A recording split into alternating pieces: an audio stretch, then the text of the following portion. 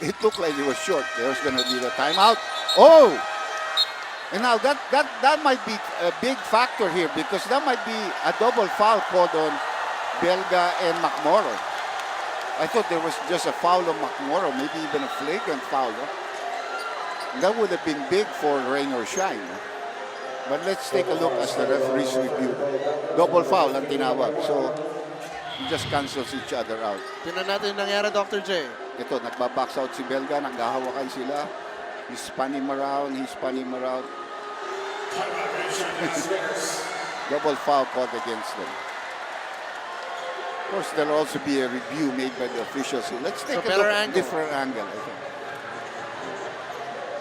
WWE at saka UFC. Okay, he spins him around. And Bo Belga rumbling and tumbling to the floor. Not too many people can do that to Bo. And a great reaction from the crowd here. Crowd that's preparing for the second game. Belga just giving up that foul. No reaction. The reaction on the part of McMorrow just walks to the other end. And Willie Wilson and Bo Belga getting entangled right here. Everybody was trying to get Bo Belga to calm down. Started from Yo, he just pushed him away. Wilson continues to do so. He's escorting him. Yeah. It seems like Baliktad yan. he's Dahil escorting ang him. ini-escort niya yung kalaban. Personal bodyguard ni McMorrow. Ito si Wilson.